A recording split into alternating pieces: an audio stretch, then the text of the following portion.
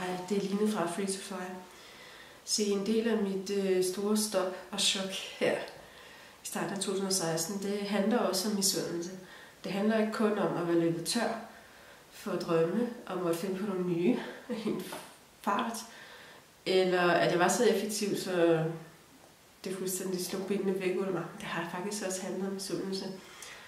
Mest det her med, at den anden går og er misundelig på mig, har været og er i mange, mange år. Og det betyder noget for mig, åbenbart. Det er noget, jeg har taget ind. Det er noget, jeg har tilpasset mig efter. Så når vi begynder at arbejde med at få uundgåelig og lette noget succes, så dukker der nogle monstre op, som vi måske ikke lige havde regnet med. Det synes jeg er spændende. Jeg synes også, det er lidt svært. Men jeg synes også, det er vildt irriterende, at jeg skal sidde her og være lidt klichéagtig og sige til dig, jeg er ligeglad med, hvad andre tænker. Det er der så mange, der siger. Men det er virkelig vigtigt, at du er ligeglad med det. Og det er også vigtigt, at du lige så stille omfavner din succes, bliver ved med at gå efter din succes, og dermed også lige så stille begynder at rive mere og mere af janteloven i tu. Det er jo den, der ligger som en kulturel djævel i vores samfund.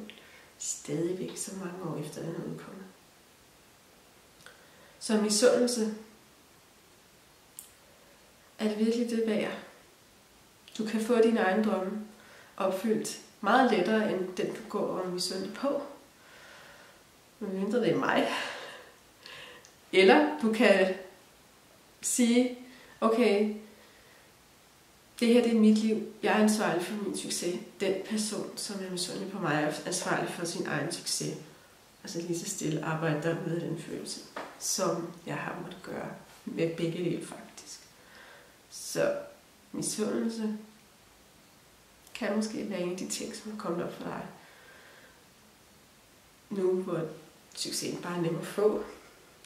Så hvis jeg lyder lidt mærkeligt, så fordi jeg stadig er lidt syg, har jeg været længe og havde rigtig meget i år. Så jeg håber, jeg er på banen snart. Kunne fange dig her på Facebook. Kan du have det godt? Til vi ses. Hej.